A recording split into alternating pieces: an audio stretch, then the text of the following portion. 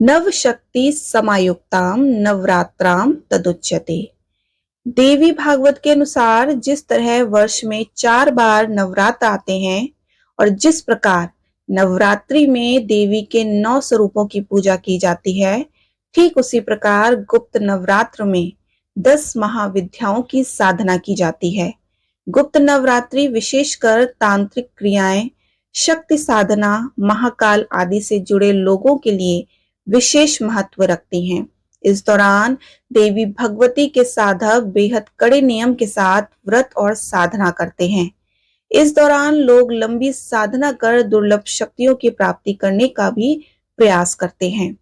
गुप्त नवरात्र के दौरान कई साधक महाविद्या तंत्र साधना के लिए मां काली, तारा देवी, त्रिपुर सुंदरी, भुवनेश्वरी, माता छिंदमस्ता, त्रिपुर भैरवी, मां ध्रुमावती, माता बंगलामुखी, मातंगी और मां कमला देवी की पूजा करते हैं। शास्त्रों के अनुसार 10 महाविद्याओं को सिद्ध करने के लिए ऋषि विश्वामित्र और ऋषि वशिष्ठ ने बहुत प्रयास किए, लेकिन उनके हाथ सिद्धि कुछ नहीं लगी। बृहत काल गणना और ध्यान की स्थिति में उन्हें यह ज्ञान हुआ कि केवल गुप्त नवरात्रों में ही शक्ति के इन स्वरूपों को सिद्ध किया जा सकता है। गुप्त नवरात्रों में 10 महाविद्याओं की साधना कर ऋषि विश्वामित्र अद्भुत शक्तियों के स्वामी बन गए। उनकी सिद्धियों की प्रबलता का अनुमान इसी बात से लगाया जा सकता है कि उन्होंने एक नई सृष्टि की रचना कर डाली थी। इसी तरह लंकापति रावण के पुत्र मेघनाथ ने अतुलनीय शक्ति प्राप्त करने के लिए गुप्त नवरात्र में साधना की। शुक्राचार्य ने मेघनाथ को परामर्श दिया कि गुप्त नवरात्रों में अपनी कुल देवी निकुंबाला की साधना करके वह अजय बनाने वाली शक्तियों का स्वामी बन सकता है। मेघनाथ ने ऐसा ही किया और शक्तियां हासिल कर राम रावण युद्ध में समय केवल मेघनाथ ने ही भगवान राम सहित लक्ष्मण जी को नागपाश में बांधकर मृत्यु के द्वार तक पहुंचा दिया था। ऐसी मान्यता है कि यदि नास्तिक भी परिहासवश इस समय मंत्र साधना कर ले तो उसका भी फल सफलता के रूप में अवश्य ही मिलता है। यदि आप मंत्र साधना, शक्ति साधना करना चाहते हैं, कामकाज की उलझनों के कारण साधना का नियमों का पालन नहीं कर पाते, तो गुप्त नवरात्रों में साधना के लिए आवश्यक न्यूनतम नियमों का पालन करते हुए मां शक्ति के मंत्र साधना कीजिए। गुप्त नवरात्र की साधना सभी मनोकामना पूर्ण करती है और गुप्त नवरात्र के बारे में यह कहा जाता है कि इस काल खंड में की गई साधना निश्चित ही फलवती होती है। इस समय की जाने वाली सभी साधना की गुप्त बनाए रखना बहुत ही आवश्यक है। अपना मंत्र और देवी के स्वरूप गुप्त बनाए रखें। गुप्त नवरात्र में शक्ति साधना का संपादन आसानी से घर में ही किया जा सकता है। इस महाविद्याओं की साधना के लिए सबसे अच्छा समय होता है। गुप्त व चमत्कारी शक्तियां प्राप्त करने के लिए यह सबसे श्रेष्ठ अवसर होता है। धार्मिक दृष्टि से हम सभी जानते हैं कि नवरात्र देवी स्मरण से शक्ति साधना ही शुभ घड़ी है।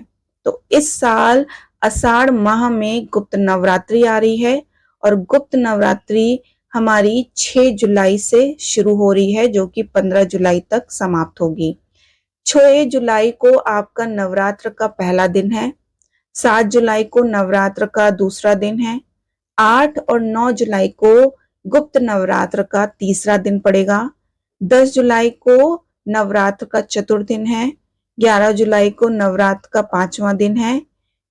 12 जुलाई को नवरात्र का छठा दिन है। 13 जुलाई को नवरात्र का 7वां दिन पड़ रहा है। 14 जुलाई को नवरात्र का 8वां दिन पड़ेगा और 15 जुलाई को नवरात्र का 9वां दिन पड़ेगा। गुप्त नवरात्र में 10 महाविद्याओं की पूजा होती है, जिसमें की पहली महाविद्या है मां काली। गुप्त नवरात्र के पहले दिन मां काली की पूजा करनी चाहिए और इस दिन मां काली के साथ अगर आप भगवान कृष्ण की पूजा करते हैं तो ऐसा करने से आपकी किस्मत चमकेगी। महाविद्या है मां तारा। दूसरे दिन मां तारा की पूजा की जाती है। इस पूजा को बुद्धि और संतान के लिए किया जाता है। तीसरी महाविद्या है मां छिंदमस्ता। इस दिन पूजा करने से शत्रुओं को और रोगों का नाश होता है। चौथी महाविद्या मां षोडशी। अच्छे व्यक्ति व निखरे हुए रूप के लिए इस दौरान मां त्रिपुर सुंदरी की पूजा की जाती है। पांचवी महाविद्या मां भुवनेश्वरी। इस दिन मोक्ष और दान के लिए पूजा की जाती है। इस दिन विष्णु भगवान की भी पूजा करनी चाहिए, जो कि काफी शुभ माना जाता है।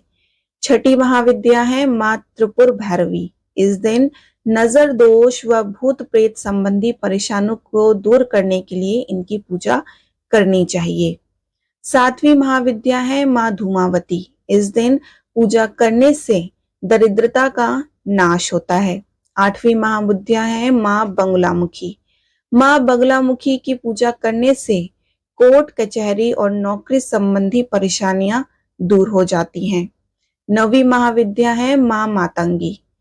मां मातंगी की पूजा धरती की ओर और मां कमला की पूजा आकाश की ओर मुख करके करनी चाहिए। इस दिन पूजा करने से प्रेम संबंधी परेशानियों का भी नाश होता है। 10वीं महाविद्या है मां कमला। मां कमला की पूजा आकाश की ओर मुख करके करनी चाहिए। दरअसल गुप्त नवरात्रि के 9वें दिन हम दो देवियों की पूजा करते हैं, जो कि है मां मातंगी और मां कमला। 9 दिनों तक चलने वाले इस पर्व का समापन पूर्ण आहुति हवन एवं कन्या भोज कराकर करना चाहिए। पूर्ण आहुति हवन दुर्गा सप्तशती के मंत्रों के द्वारा किया जाता है, किंतु अगर ये संभव ना हो तो देवी के निर्वाण मंत्र, सिद्ध कुंजिका स्तोत्र अथवा दुर्गा अष्टोत्तर शतनाम स्तोत्र का हवन संपन्न कर भी किया जा सकता है।